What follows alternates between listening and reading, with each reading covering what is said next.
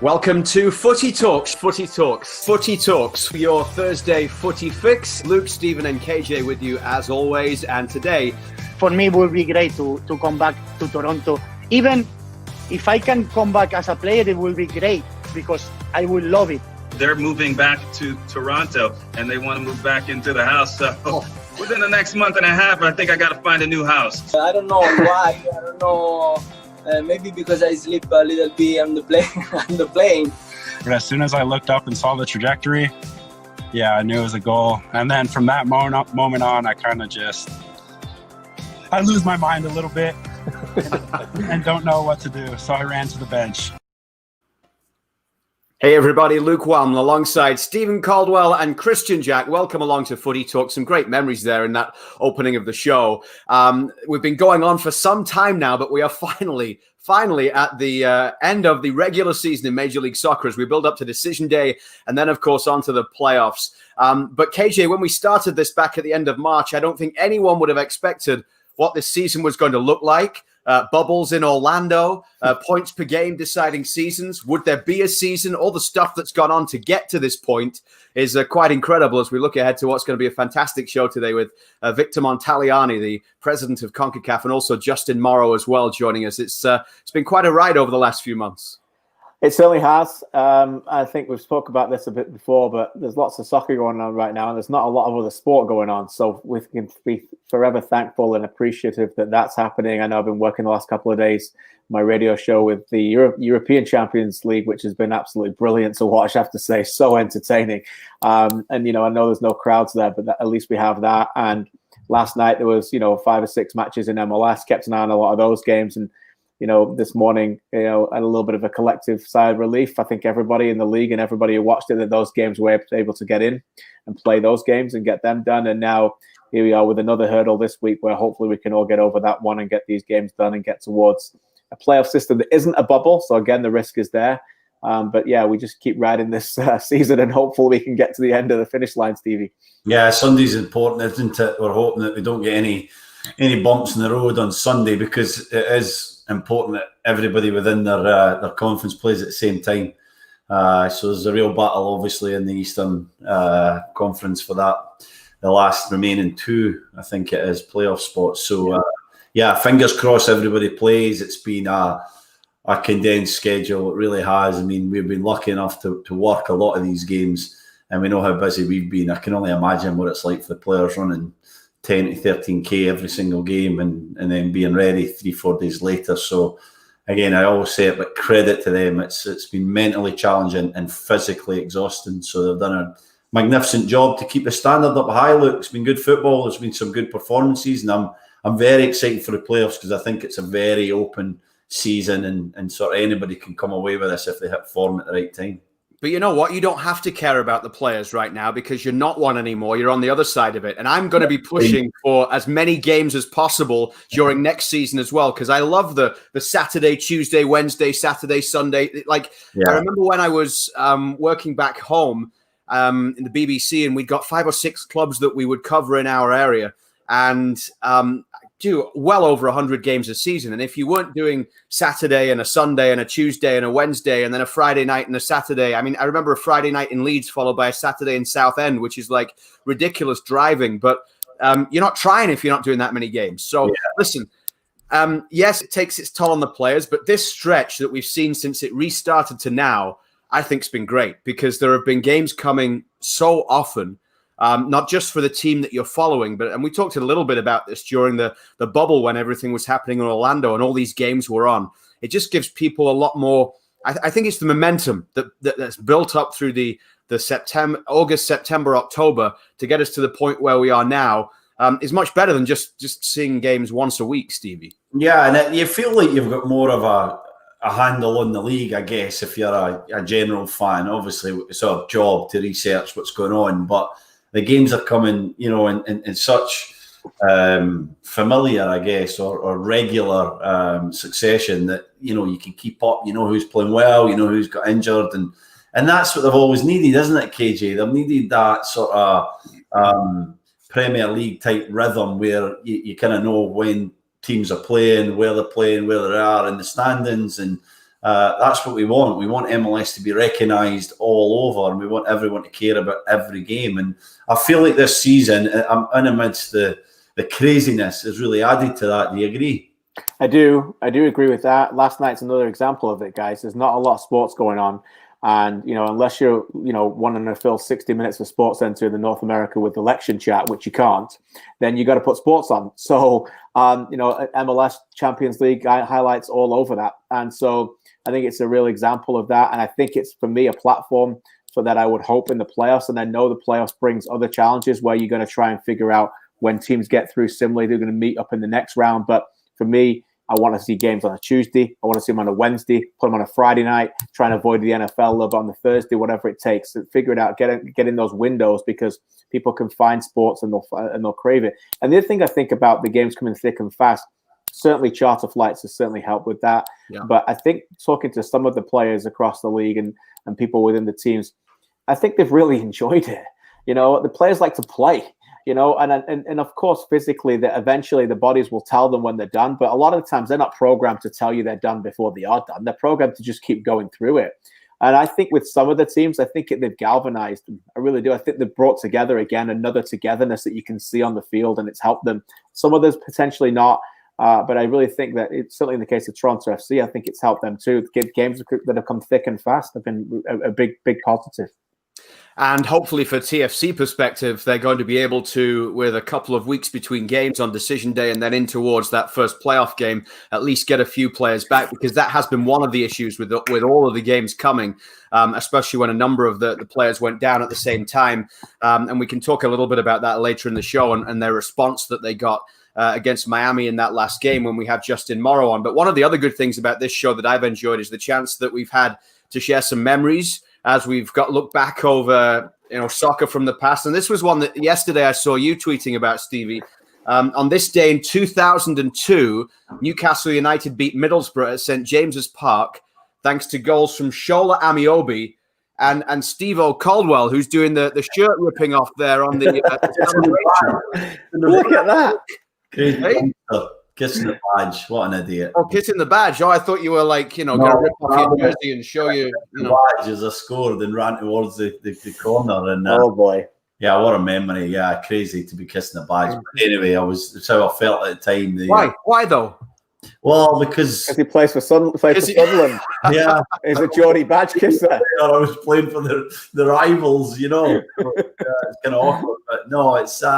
I don't think any player should kiss a badge, because at the end of the day, you're a professional. You're going to be asked to go and do a job somewhere else. So it's kind of crazy. But I have to say, in that moment, it was very spontaneous. I obviously never planned it, never expected to score a goal. And I was overcome with emotion because it was a really tough time for me at Newcastle. I was sort of on the verges of moving on. And so that chance was like my last opportunity, I would say, to really prove to Sir Bobby that I deserved a place in that squad and play some games for that magnificent club. So I felt the pressure.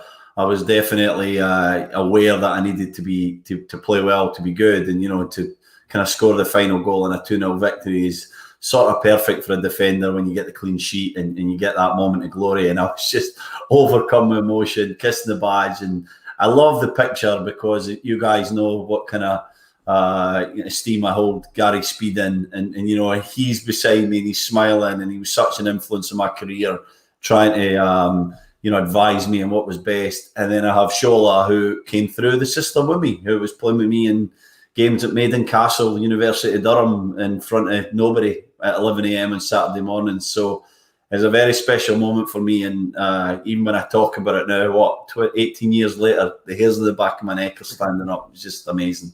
What kind of a goal was it, though, Stevie? A brilliant goal. Absolutely fantastic. Every goal that hits the back of the net is brilliant, Luke. That's what you need to know, especially against your rivals. But it was like a tackle. Did you see it? No, I haven't seen it. No, I just... So Mark Schwarzer comes for the ball and he drops it. It's a poor goalkeeping error. And it lands KJ. And I'm sort of behind and I lean back and I just kind of get my side foot / studs it and bash it in the net. It was kind of ugly goal, but I don't care. It's in the back of the net. Erling Haaland scores ugly goals all the time, mate. Who cares? You see his goals this week? It doesn't matter, mate. Just put it in the back of the net. And there you go. Yeah, I did compare you to Erling Haaland. Thank you. I would actually probably rather interview Stevie post-game than Erling Haaland because he's tricky sometimes. No. Like, now you brought that up, I need to say something. Go on. Go on. Interviewing people is a skill. And you've got to figure out what you need to talk to these people about before you just start throwing out things out your mouth. He's getting a bad rap, this kid. I've seen some people who know how to interview him properly and speak to him properly, and then he'll give you a proper answer. But you know what? You get what you get. You get what you're given. You don't put anything into your questions, you're not going to get anything back in your answers. And those questions that I asked him yesterday, and the guy asked him about who's sleeping in his bed because he said about he likes to get his balls, hat-trick balls, and put them in his bed when he sleeps. And he got 2. And the guy said to him, "So you'll be sleeping alone tonight, then, will you?" Because but nobody knew what he was talking about. and then they go back to the desk, and Carragher's almost falling all over the desk because he doesn't know what he's on about. Because he said to some young, good-looking footballer, "Are you sleeping alone tonight?" I will say that one of the things that you're great at it, KJ, in terms of when you go into an interview. It isn't just about turning up, and it's different when it's on a match day and you've got to get something out of these people at either halftime or full time when maybe they don't want to talk. But like, say for example, when you went to speak to Wayne Rooney or Zlatan, and you're doing these interviews with these big guys for TSN, you have to get their respect before they are going to give you the interview. So right. either this is interview number 10 of the day, and it's going to be the same cliche that they've given everybody else, or you're going to do something different with them or earn their respect early by, it's like with Thierry Henry. If you talk to him about something that you bring up from his career that happened in the late 90s, he knows that he knows that you either know the game or you've put the work in, and he's going to respond with a better answer. Yeah, no, it's true. I appreciate that, Luke. I mean, I'm not certainly one that wants to talk about myself. It's not about me. And I mean that by, honestly, that is very much part of making a successful interview, is that no one's there to listen to you. They're there to listen to them. And your job is to get it out of them as soon as you possibly can.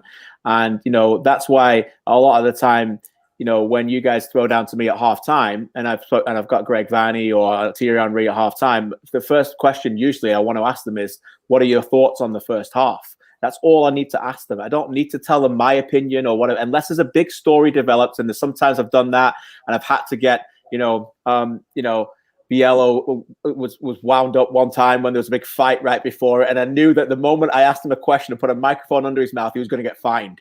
But I had to do it, and he did because he was furious, but he had things to say. So sometimes you've got to read their body language in that Montreal game. But yeah, for the most part, that's the case. And particularly with Zlatan and Rooney, it's trying to make it as unique as you possibly can. So, I've watched so much interviews before that, try and make it a little bit different. And try and give the audience something new. And, that I think that's important. And then they enjoy it with that as well, because they don't want to be talking about the same things over and over again. Stevie, I'm sure you've been there as an athlete, and you get a question, and you're like, oh, you just become on autopilot, and you're not really getting anything out of that person then anyway. Yeah, well, these guys don't want to give anything away. Like, they just want to get it done and do their obligations and move on. So it's a guy, the skill set you used to, fellas, who, almost relax us as football players and take us off our guard. And I think that's what you do so expertly well, KJ. You take these guys off their stoic. I'm just going to answer this as simply and as quickly as possible and give no insight to my personality. You were boring, weren't you, Stevie, as a player at post-game interviews? You know what? They always put me up for post-game interviews because I never shut them anywhere I played. And I'm telling you were boring.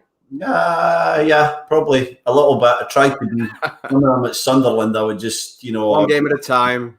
Tough interviews at Sunderland. They would always ask me because the guys didn't want to go in front of the press and answer why we've lost the last or not won in 10 games or whatever it may be. So you weren't kissing the badge then. It's horrible. It's hard, but yeah, it's always nice to talk about something that you're passionate about. So KJ finds someone in a book or someone in an old game where Zlatan loves to remember games, and KJ asks him about a Champions League game in 2006, and all of a sudden his eyes light up. You see it, and then the next question he's into it, and he's forgot that he's he's this world superstar who's trying to give nothing away, he's now just a kid again, or just a guy who's in love with the game of football. Yeah. I learned very quickly, as KJ said, about how you don't want to impose your thoughts on the interview, especially at halftime or at full time.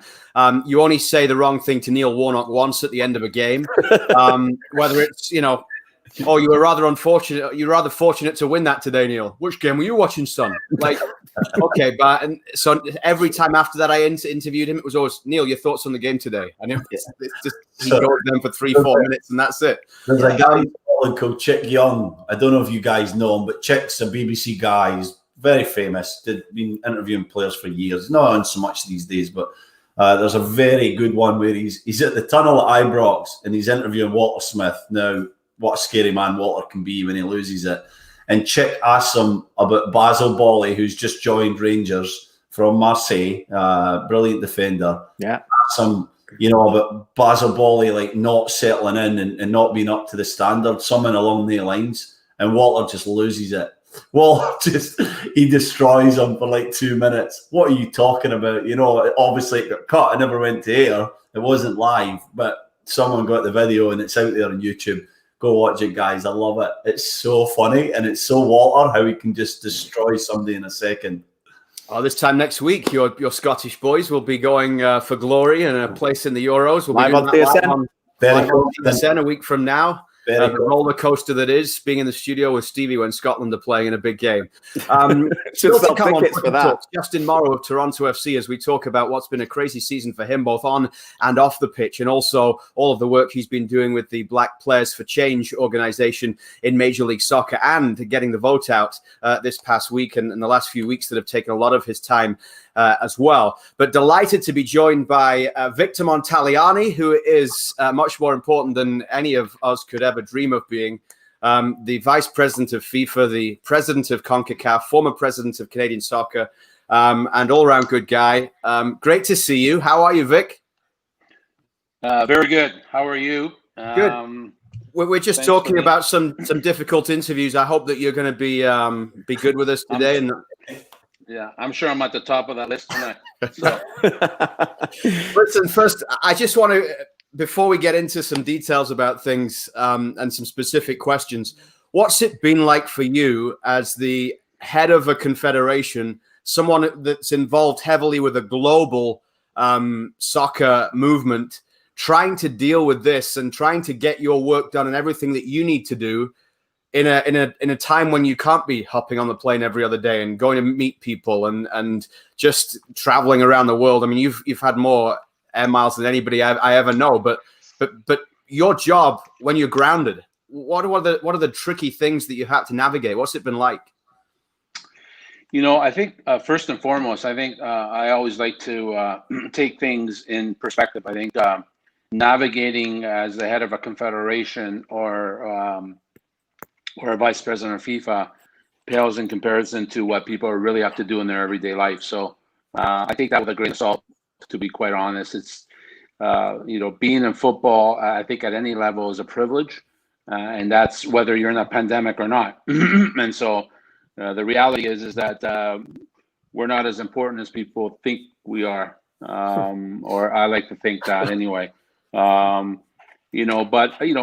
our challenges from a business standpoint are no different than any other business. You're trying to keep your membership, your stakeholders, happy and relevant. Obviously, your sponsors and your partners as well. You're trying to get the game on the pitch in a responsible manner, but also try to get it on the pitch because, as we know, football means a lot to people, or entertainment means a lot to people, and so. Football is entertainment at the end of the day. I know for some of us that the game is in our DNA. Sometimes it's hard to think of football as entertainment because it's just part of our life, and we live and die by a result or live and die by something. But at the end of the day, it is entertainment, and people need it, and more than ever now. And you see that by some of the sort of numbers that people are turning in to watch some of these matches because they crave it more than ever. And so, I'm happy about what we've done in our region with our leagues that have, in one way or fashion or another, they come back and play. And it hasn't been easy. Our CONCACAF league, as you've seen with the the run of results by Forge, which is tremendous for the sport in our country, and also our Champions League, which we announced the other day, with Montreal still having obviously a shot to getting through past the quarterfinal stage. And so, that's what we're trying to do is try to get as normal as possible in terms of our business. To be honest with you, the traveling has been a bit of a blessing in disguise in some ways, because it's just at times it gets too much. But there is a part of you also. It's not the traveling per se. It's the human connection, I think, that we all miss. We miss it whether we can't see our even just in your own city, you can't see your friends and your family. Well, football for a lot of us is family too, right? It's an extended family, so it's the same feeling. You miss seeing people, maybe some more than others, but you miss seeing people and that interaction. And quite frankly, there is no feeling like being in a football stadium. And when you walk in and you literally smell the grass on the pitch, that smell of that grass, especially when it's freshly cut and watered, there's nothing like it. It's the only other thing that I know that is equivalent to that smell of grass is my mom's tomato sauce on a Saturday morning. So that's the only other thing that brings a smile to my face. You have to say that. Yeah. So, she could be watching, right? So you got to say that.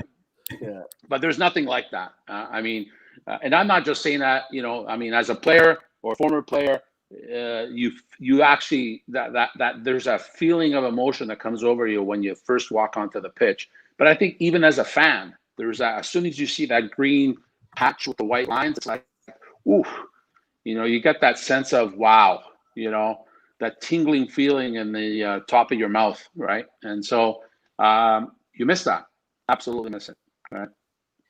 Vic, you mentioned obviously the CONCACAF Champions League and your plans. I want to get to that in a second, but because you just mentioned Forge there, they were on TSN this week again. What a fantastic week it's been for them. I know part of your legacy with the Nations League is extended invites to so many others that potentially didn't have it before. And I know you're covering more than just Canada, but Forge is an example of that, isn't it? People I know now, even in the game here in Canada, are asking me, what's this CONCACAF league? That people were aware of it before. And that's a great thing for CONCACAF as well, that you extend that invitation to these people, and Forge is so far delivering it with abundance.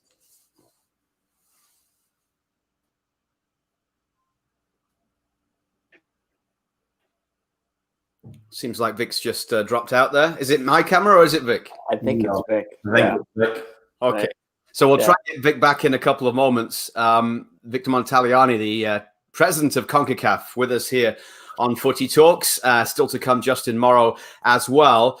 You mentioned Forge this week, and that is quite a story. There aren't many teams. I mean, even if it was an MLS team, and you talk about, it's the Champions League, and you're going down to Tauro in Panama. Seriously, you would wonder if that was going to be a result that they can get down there. So for Forge to do that, it's fantastic, KJ. Yeah, brilliant story. And they've played without fear too. As for me, it's just to see a group go down there and with the ball and really take it to these teams. And they've got some big personalities on that team. Becker and David Edgar, we know a little bit, and I like that. And obviously Bobby runs a real good ship there in terms of that. But a lot of other teams, I think, not just Canadian teams, but as you said, that you go down there a lot of those times, and the culture there and the environment, and you're kind of beaten before the game starts. So I don't want this. And the other thing about Forge is, I know they had the Island Games, but they haven't, they haven't had a lot of preparation for this, and they've been absolutely brilliant. Vic, I know you're back. It's great to see you again. Thanks for coming back to us. We didn't miss anything. You just missed. You just offer some tomato sauce because it is like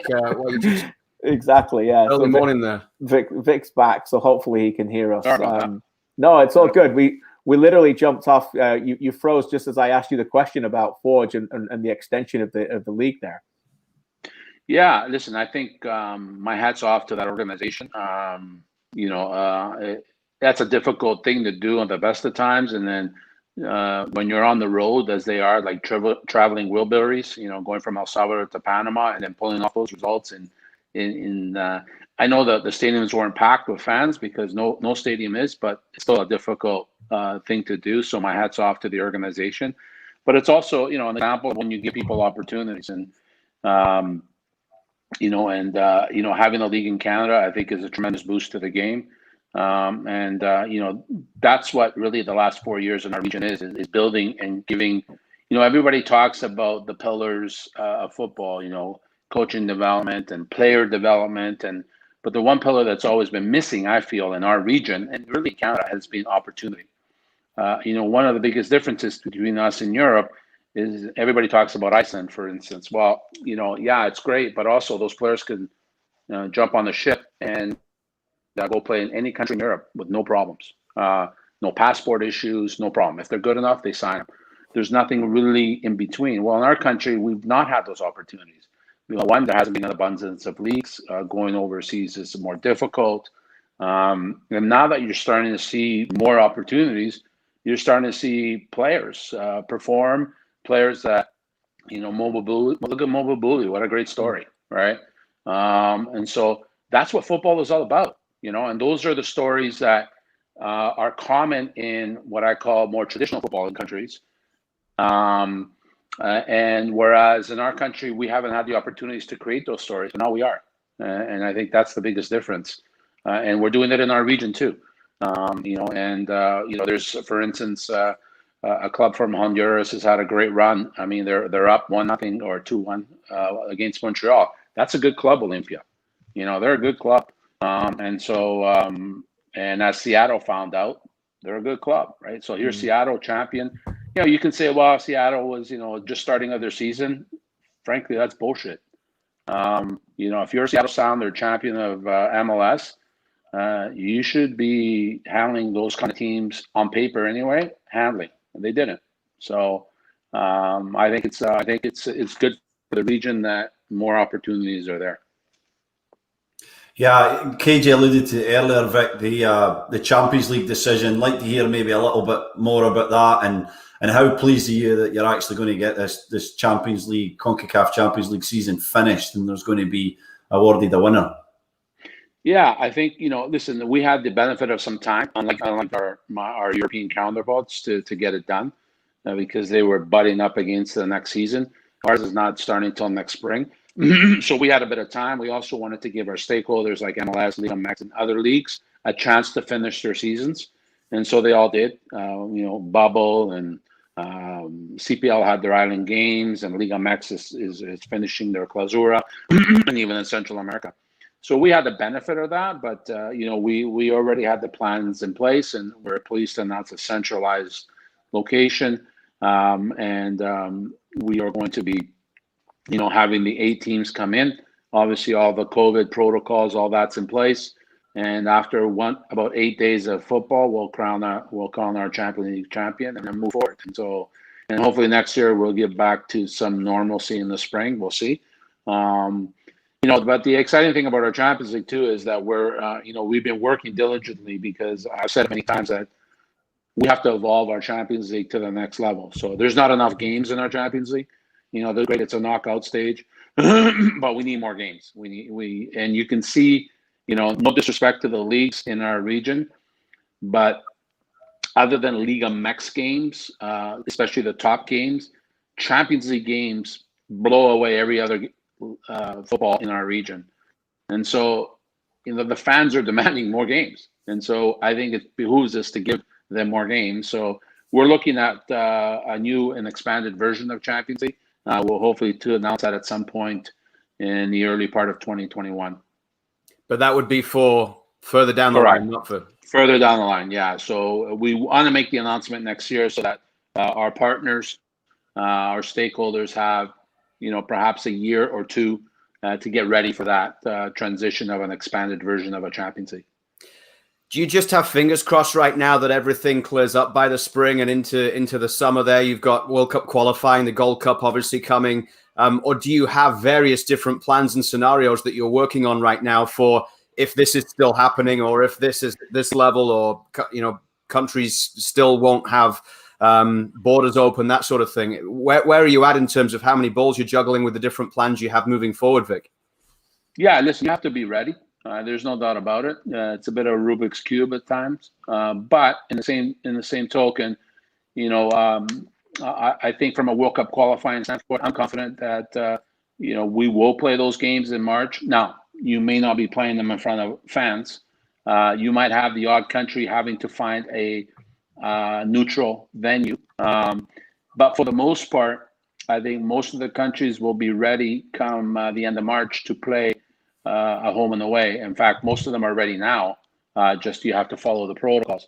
And so I'm confident that March is not an issue. And obviously, as we go further along, I'm optimistic about the not only a vaccine situation, but obviously even the way our medical professionals are treating this issue. That we'll get back slowly to some normalcy by the summer, and by the time we kick off the Gold Cup, the first week of July, we should recognize a football match to what we used to see it before. I mean, in the U.S., they're even at the height of this thing now.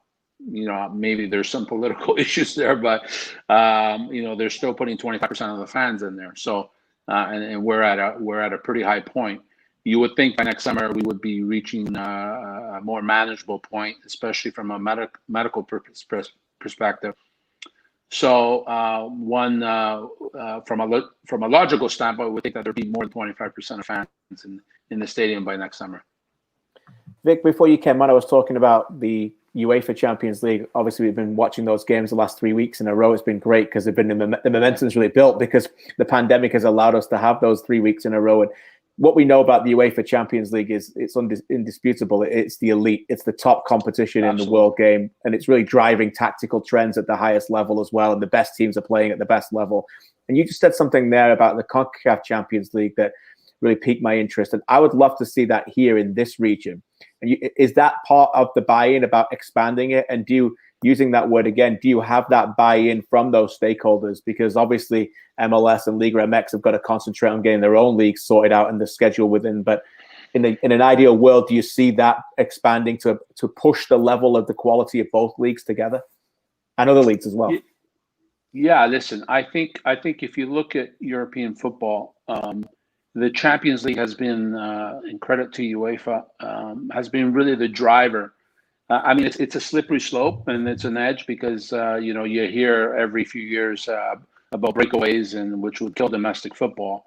And I'm on board with my UEFA, Alexander, who, obviously is very wary of that. But, the Champions League has also been a tremendous driver of football. One, because it generates revenue that comes back into the club system and the league system, but also it made European football a lot more relevant. Because, with all due respect, I'm not sure even clubs like Real Madrid and Barcelona, for the average person, they really were exposed to Real Madrid and Barcelona, not because they watch La Liga, right? Now, guys like us would watch La Liga, but the average guy on the street, he's going to watch it through the Champions League. And that's where that brand of a lot of the clubs rose to prominence, right? It's not because they won their domestic titles. It's because they were recognized through the Champions League and their success in the Champions League, and obviously players that play in the Champions League. And I think that is the shift that has to happen here.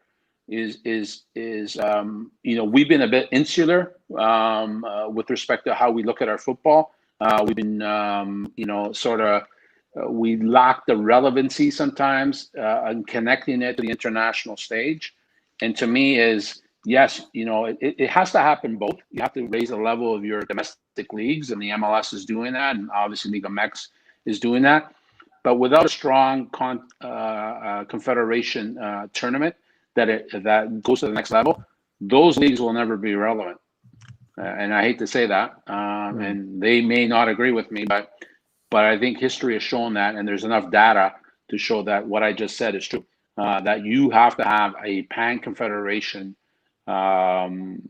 quality football, and quite frankly, you have to have those iconic matches. And in our case, it would be more Liga MX versus more MLS, but if you're in Central America, you have rivalries there. You also have rivalries between them and Mexican teams. Obviously, a Canadian U.S. matchup is always a rivalry. And listen, 10 years from now, you don't know where leagues like the CPL are going to be. The CPL has already had some, scalped a few heads in Canadian Championships. So, it'd be interesting to see what they do if they get into the Champions League. And those are moments that I think build the relevancy of your football. And I think that's really, really important to build on that. And that's, to be honest with you, the next frontier for our region. Vic, I want to ask you about international competition now as well. Obviously, it's been a challenging year to miss so many windows of fixtures, and it means that the schedule's really packed for 2021. Are you confident that you have the right format, that it's going to stick to the one that you've set out, and that everyone can get the games in and play what's required with a Gold Cup, Nations League, qualifiers for a World Cup? Are you confident that you have the right format to get that done? Yeah, I mean, we are talking with FIFA on specifically on the World Cup format. We're speaking to FIFA because we know we have to rejig the calendar a little bit on the back end more than on the front end. So that would be post Gold Cup. We need to find a couple of dates, and we already tentatively have them with FIFA. We just haven't really announced them. But we're not the only confederation that's doing that. Now, all of us are in the same boat. Africa is, Asia is, even Europe is, because they got a multitude of things too, between Euro qualification, Nations League. So we're all in the same boat, which makes it a little easier when you're discussing these things. So, I'm confident that we're going to be able to pull all of this off and play. Now, the stipulation is, are you going to play in front of fans or not? I think that's the biggest question.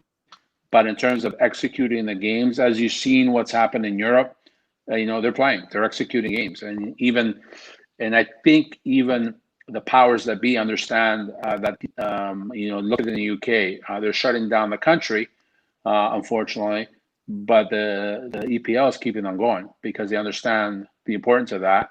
And also, I think we're getting better dealing with it. You see, players are getting, unfortunately, getting infected with COVID. So they have to be out for 14 days. Team keeps training, keeps playing. So they have the whole protocol down with isolation and all that. So we're learning how to actually manage football and play football with this unfortunate thing called COVID, because you need to. And we've had it in the CONCACAF League. We've postponed games. We've held teams back. We've isolated teams. We've done this. We've done that. Because if you don't do that, if you don't learn how to manage through this, then you're obviously not going to be able to do it. And it's managing risk at the end of the day. I mean, there's only one way to eliminate risk, and that's not do anything at all. And that's not really an option. Right.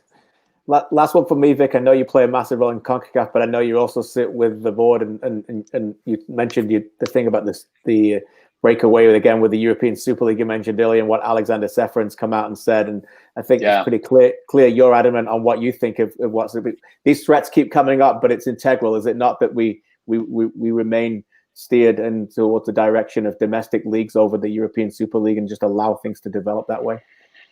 Yeah, listen, I think in Europe's unique, right? Europe, I think, is a very mature market and very mature culture when it comes to football. And, and I think UEFA and the UEFA president's position is spot on when it comes to that, because obviously it would create problems. So, maybe in other confederations, you might have a better opportunity to think about those kind of things, because perhaps the maturity level of leagues is not there. In fact, in some confederations, there's not a lot of leagues, obviously.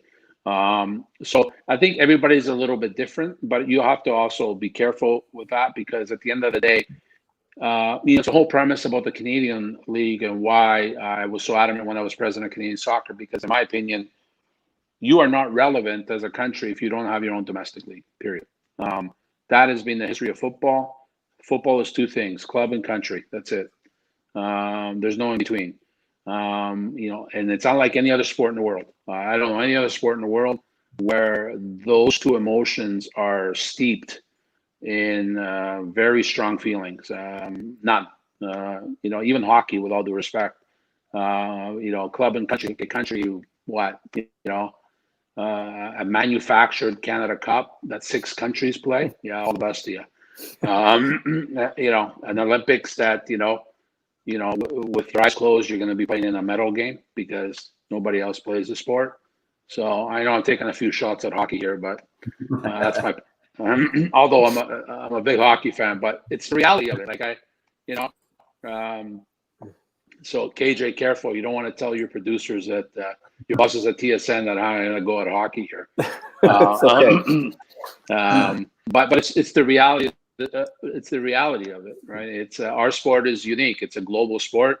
It's the really only true global sport, and it's not only global from a participation standpoint, but the emotions that are entrenched in the world about our sport are second to none. And so that's why domestic leagues and competitions are so important, but they have to be bridged with international competition, whether it be at the club level or national team level. I know I said it was the last one. I have one more, if that's okay. I just thought of something, and I think it's important that I bring it up. And it's women's football, actually, because the women's game, more money is pouring into the game. We've seen it now, particularly in the UK with the domestic TV deals and everything. What is your view there, and what we can do better here in the region? And are we doing what we need to do here in the region? And how can we kick on and help the women in this region get close to what's happening in Europe? Yeah, to be honest, I'm concerned about it from our regional standpoint because I think you see the NWSL. My hat's off to them, but it's not easy. Although I think they've done quite well this year, navigating through the pandemic, but also getting some good TV ratings. But you see how many players are now going to Europe. I think one of the areas we need to really build up. Team level, because in a lot of our countries, national teams are almost like club teams because there's a lack of club football. And so if they can expand that national team program, at least they get a big pool of girls that they can expose to an elite level. And so, unlike, and I hate to compare it because, I don't like comparing the women's game to the men's game because it's football. But the men's game, I went through club and then national team. I think through the women's game, you need to be a bit more strategic. Of course, you need to develop the club football through leagues, but also I think you can accelerate the development of women's football through national teams, through more competitions. I think we need more national team competitions, not just a qualifier every 4 years and a World Cup every 4 years. Because what happens, for instance, even in the US, which are world champions, they win the World Cup and then everybody waits till the next World Cup. We need to build between that so there's more relevancy, there's more, in the game through competition, and so we're looking at that. In fact, it's part of our strategy, our women's strategy through Karina. In fact, she and her team and my competition team have developed a new competition strategy, which I just saw for the first time last week. Obviously, I can't divulge what it is, but I'm pretty excited about it. And we're hoping that it's got to go through a process in terms of governance, but we're hoping that we can announce something in that light, which will have more touch points between World Cups for our teams to come together and play. And because to me, that's important. And also, we talk about equality, and I understand the issue, and I know the fight that's been going on with respect to the lawsuit in the U.S. I won't touch that because it's still ongoing. But to me, where the equality has to really start is at the youth team level.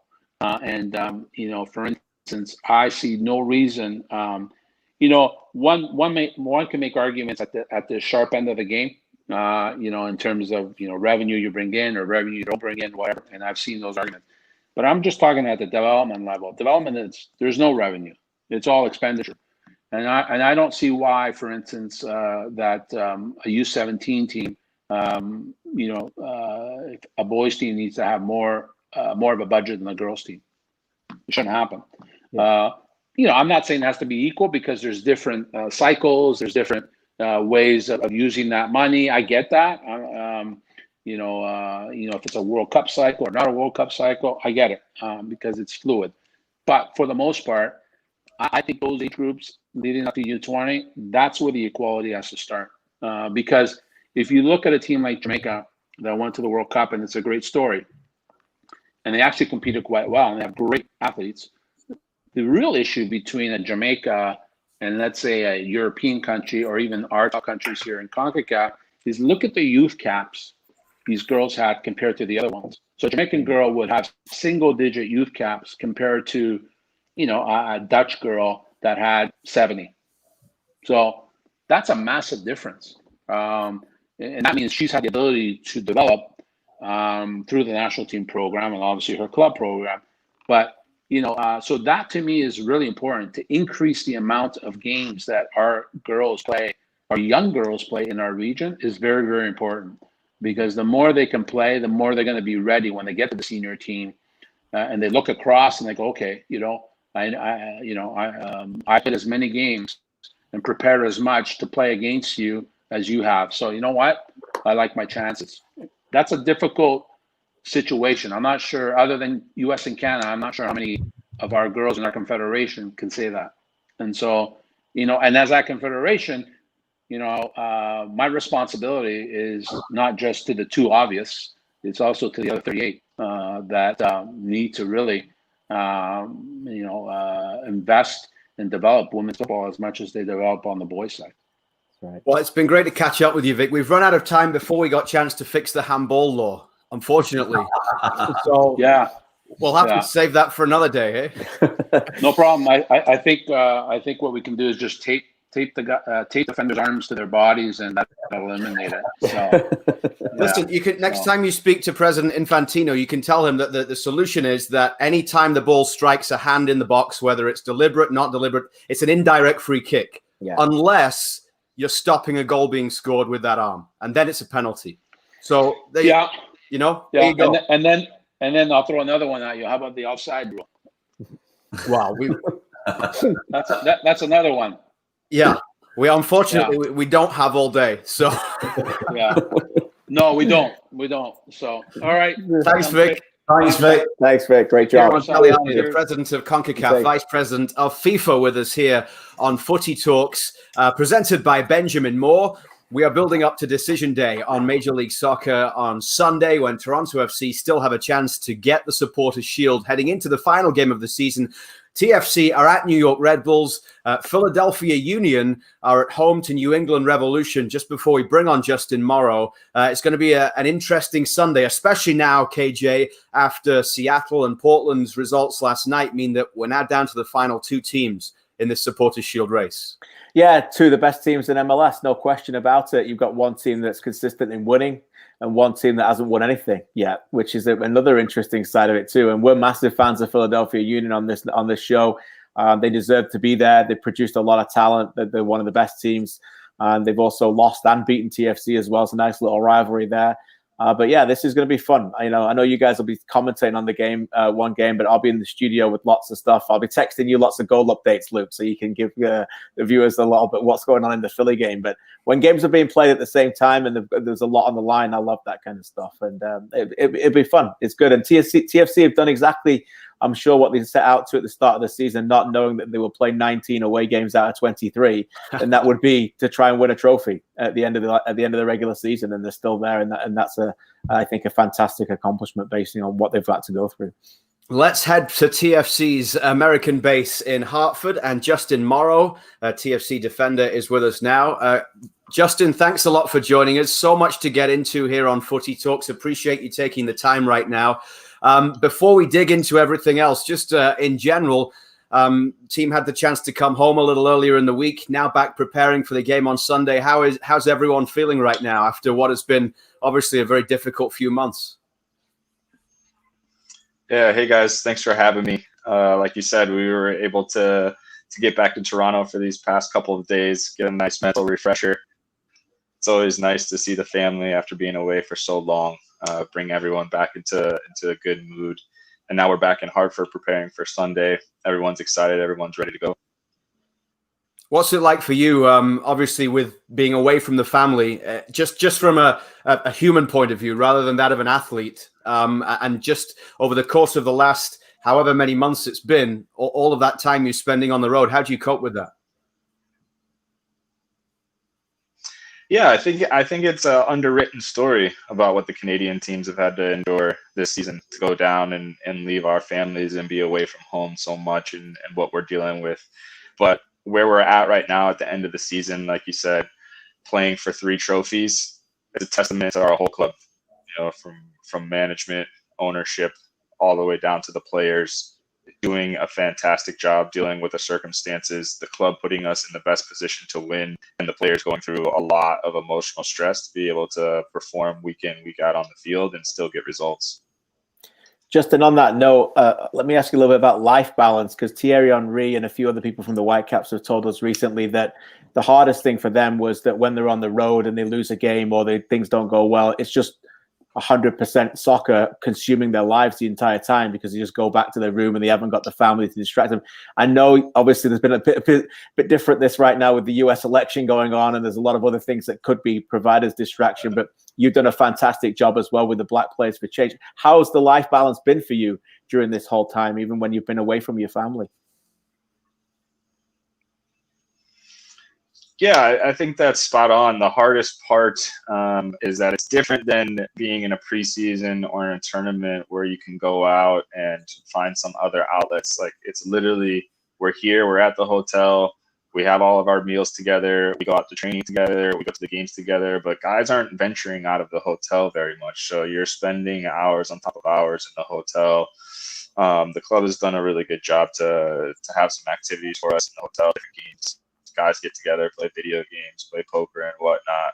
But after weeks and weeks of doing that, it gets old, you know? And so it's hard to find that balance. Myself, dealing with a lot of the stuff going on with Black Players for Change, the election, there's lots of current events right now that are keeping me busy off the field as well. So I've been able to find a good balance personally.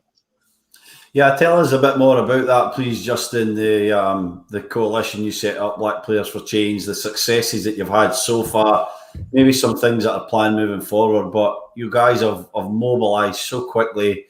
You've got a great group of people behind you, and you've got some fantastic support. But some of your campaigns so far, to me, have been so inspiring and so quickly brought together. You know, it's absolutely incredible, and credit must go to you and the rest of the people involved.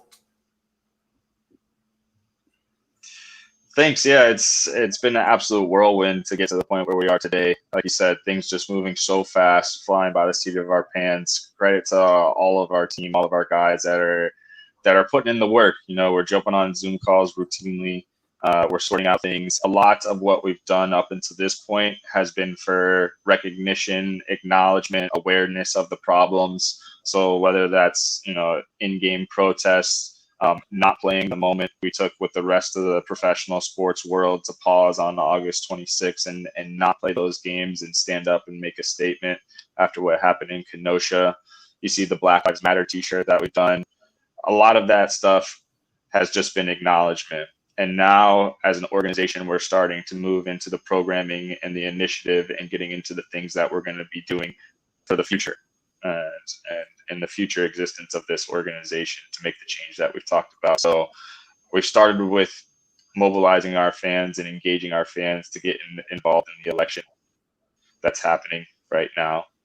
And further beyond that, we're starting to develop programs and initiatives that will happen in local markets. I've been speaking to the club a lot at Toronto FC to make sure that we're doing the right things. And the leadership has been fantastic here with Larry and Ali and Masai and Pinball being such a big leadership group in terms of professional sports in North America on this topic. So we're starting to do the right things in Toronto and making sure that we're doing that as well in local markets outside of Toronto.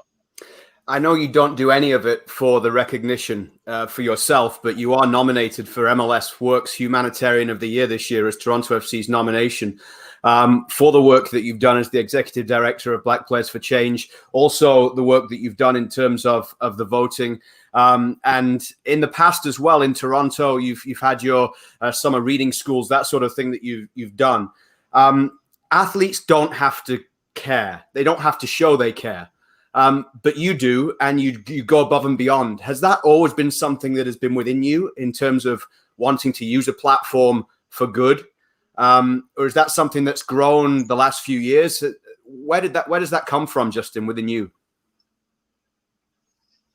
Yeah, I think it comes from my humble beginnings. Born and raised not too far away from Toronto and Cleveland, in a working class city, to working class parents that provided me all the opportunities to get to where I am today, but worked really hard to give me those opportunities. And with that came good education, a religious upbringing that meant that I was going to give more of myself than what was needed or asked for.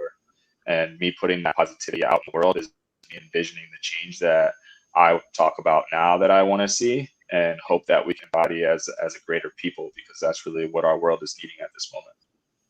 And Justin, is it driven also, coming back to your point you were saying before about acknowledgement and the wonderful fast work that you guys have done, is it also driven for people of the next generation within MLS as well? Because when I speak to people like in the past, Jeremy Abobasi and Mark Anthony Kay, I know that that's come up quickly. It's hard for young players, and I know you're still, you won't necessarily class yourself as a young player, but you're still very much a young man. It's sometimes hard for people to think other than themselves. But what's really hit me is that you guys are already thinking about players who are young boys right now, are not even in MLS, and what can help, how this is going to help them going forward as we're making a change, not just for this generation, but forever and past generations when we're not even here.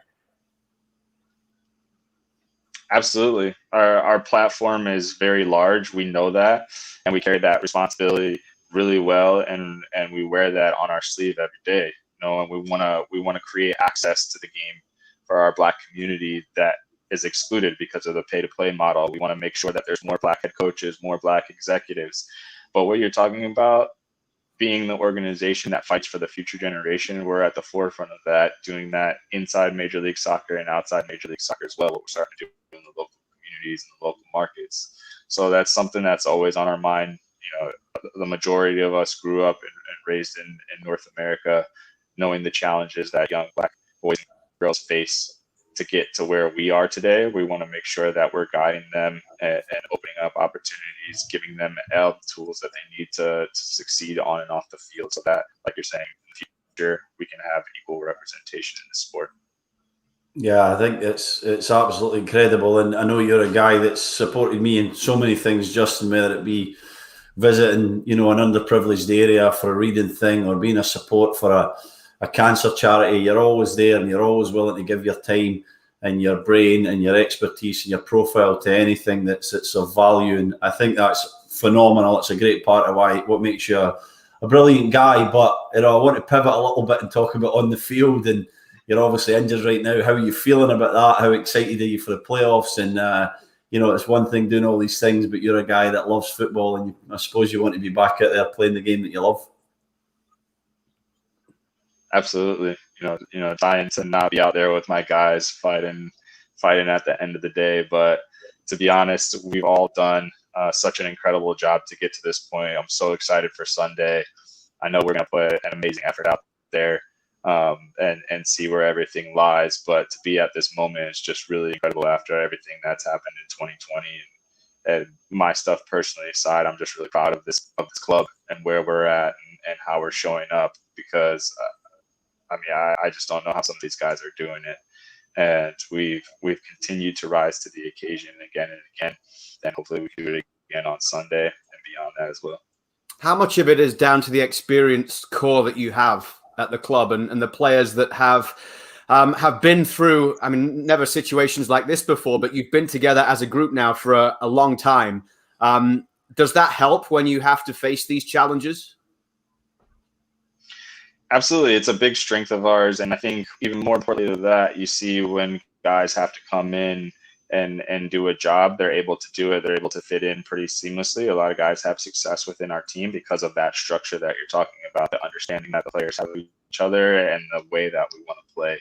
I think Greg and the coaching staff do an amazing job of really creating a philosophy of play here that's evident in our results, evident in when you watch us play.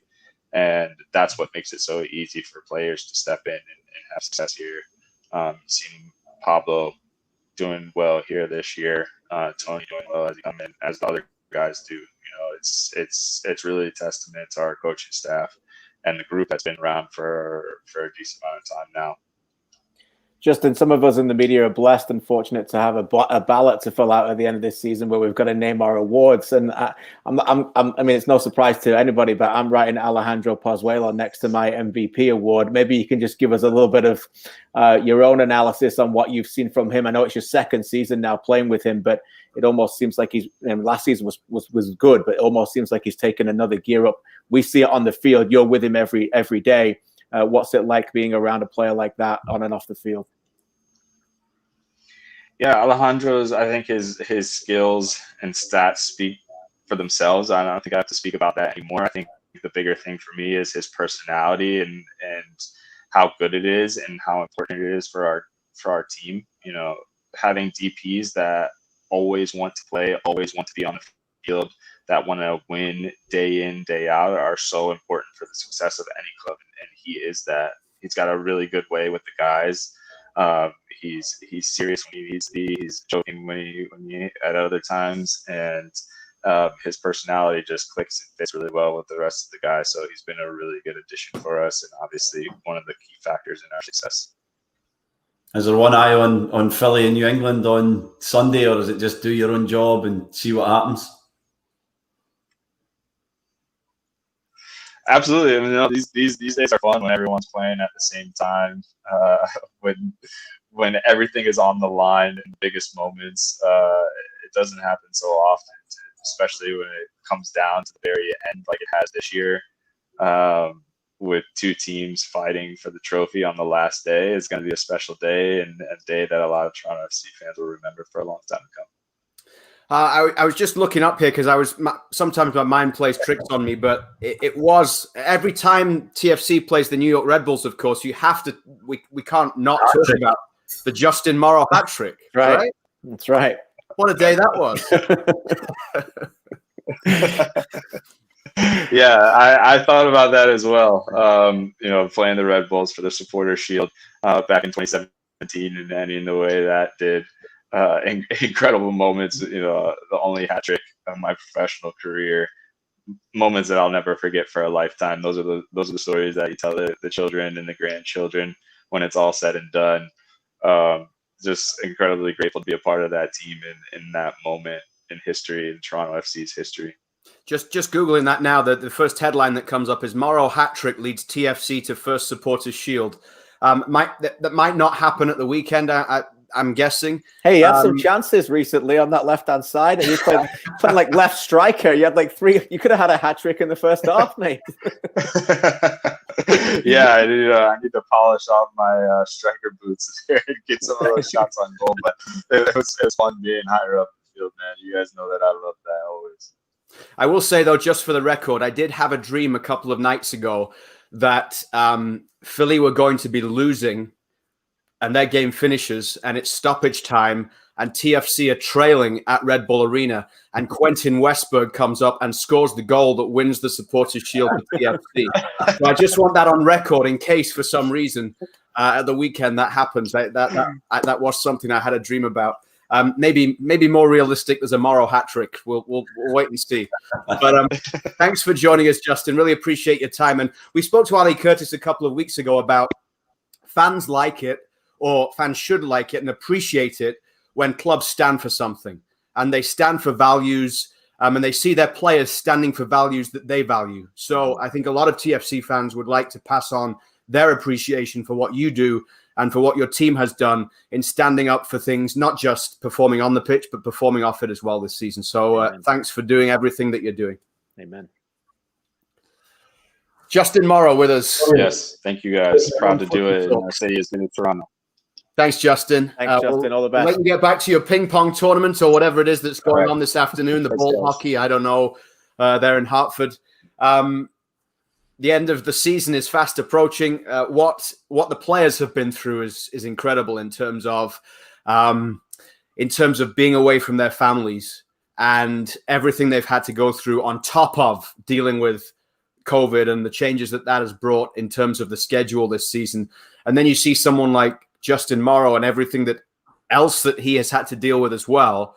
On top of all of this, it's quite incredible, Stevie. I mean, you would know as a player, a lot of players say that they are just 24/7 fully focused on the game and when's the next game and what's happening and preparing for that game. Sometimes there are bigger things that need to be dealt with. But that also creeps into, players are very superstitious or whatever it is in terms of the way you do things, very regimented.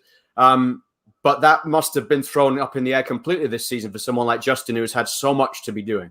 Yeah, first of all, I think that mentality of just doing your job and being a football player is long gone. It's a bygone era to just think that that's the only thing you can do. More than an athlete's a slogan that gets branded around often these days, thanks to these incredible athletes, and it's because they realise that they can use their profile and their platform to do more for themselves, to do more for other people, whether it be philanthropic or creating some other form of support for anybody. So I think that the work that Justin Morrow and many other athletes are doing is just a sign of the times, and I credit them for it. And they've been incredible at it. But KJ, the thing that athletes have, maybe more than most people in the world, is the mental resilience to just focus on, they really have a clear idea how to distinguish things and put them into compartments and really get themselves prepared to just go out there and perform and to do something that gives a lot of people in the world joy. And, I credit them for that, because even being an athlete myself and then being a bit detached from that for, I don't know, it's about 5 or 6 years now. You're still an athlete, really. You're still an athlete at heart. I mean, I've seen you run to the buffet and, the free TSN meal. Into it. You can see what effort you put into, being that focused and resilient. And so, I'm in awe. The credit to them, the way that they go about it is phenomenal. Yeah, I'm in awe too. And the drive and the internal desire to get where they needed to become as an athlete is similar to the drive to what Justin is doing with the other things. And what he accomplishes on the field every day is important for the club that he works for the fan bases, the people who watch the show, for his own professional career and a legacy, if that's important. Some people say it is, some people it's not. It depends whether you're interested in that stuff. And there's no right or wrong answer. Those things are all important for himself to do that. But the other stuff it comes with compassion for others as well. And he just uses that drive that he's got to do that with the other thing. And for me, just putting a bow on it from a Toronto FC point of view is, when you have, it's not athletes, it's not footballers, it's when you have human beings like that, you have to do everything you can to keep all of those guys, because they're culture setters. They're culture setters for business in life. And that's what, you have people like that doing that. Then you have other people who are not necessarily playing, but okay, he's talking about what he's talking about now with Pinball Clemens, who's another one like that, and Masai and Ali Curtis. These guys, the drive that they're standing for things that is more important than winning football matches in the end. And that's back to what we've talked about a lot on this show, and the morals and values of what you have in life, and then putting a smile on your face and making a difference. And then you can still go and deliver as well and being a soccer player. And it's absolutely wonderful to see, and it's making a difference in people's lives. And ultimately, that's what we all want to do.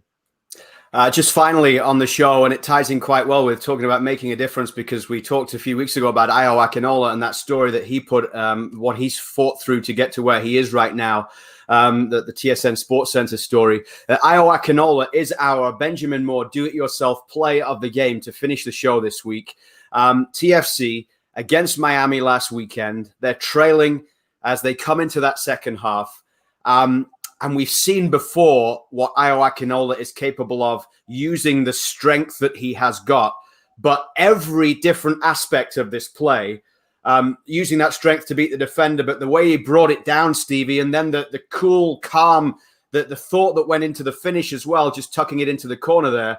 And I know you want to give credit to the second best number 13 in TFC history as well, Patrick Mullins, for the part he played in this. But just fantastically worked goal. Changed the game, didn't it? Just changed the whole mentality, the whole outlook of the game. Just one moment of just incredible strength and skill and awareness, getting a ball into the box. It just shows you, you get the balls into the box, things happen. And when you've got a guy like that, he just changed the game in an instant, KJ, through a moment of genius. And he was quiet. And this is one of the key attributes of Akinola, is that he can be very quiet in a game. We've saw it with the guys like Shearer and I guess less so an Henry, but an Aguero or a real finisher can be doing nothing, and they can burst into life in one instance with a moment of quality, and that was that, wasn't it? And it gave TFC the platform to go in and win the 3 point. I think that's a really good point you mentioned there. And that is down to, again, internal confidence. And, you know, some people would say, I need to touch the ball. I need to touch the ball. I'm not getting in the game. I can't get in the game here. I've got nothing for 35 minutes, 40 minutes. Others just say, just let me get the ball eventually and I will make a difference. And that's what TFC miss when he's not on the field, or Josie Altidore at his full peak. And when they're not on the field, we can talk about tactics and whoever you're playing there, or Mullins as a 9, or Pozuelo's false 9, all of it. It doesn't matter. You haven't got that number 9. You haven't got that difference maker who can change a game like that. And that's the patience already that he's showing at 20. It's a really good sign. You know, the game slows down at the crucial moment for him. That ball comes over, he touches it. He doesn't rush it. The second touch off his chest is just as important as the first one. Sets himself up to play the ball up and past the goalkeeper.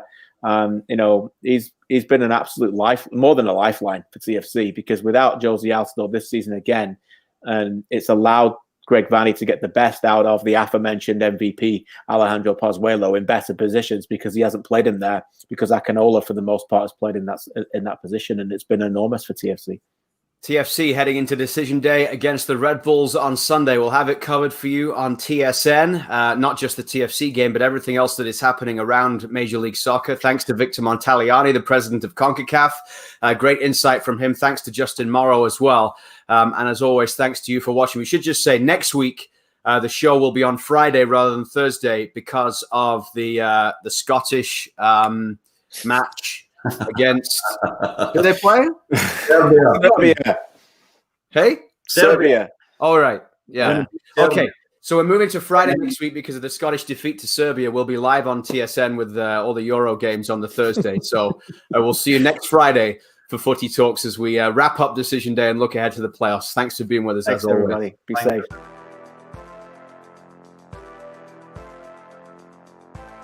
Welcome to Footy Talks. Footy Talks. Footy Talks for your Thursday footy fix. Luke, Stephen and KJ with you as always. And today, for me, it would be great to come back to Toronto.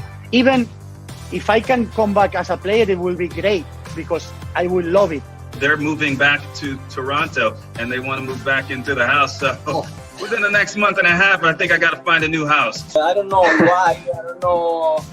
Maybe because I sleep a little bit on the plane. But as soon as I looked up and saw the trajectory, yeah, I knew it was a goal. And then from that moment on, I kind of I lose my mind a little bit and don't know what to do. So I ran to the bench.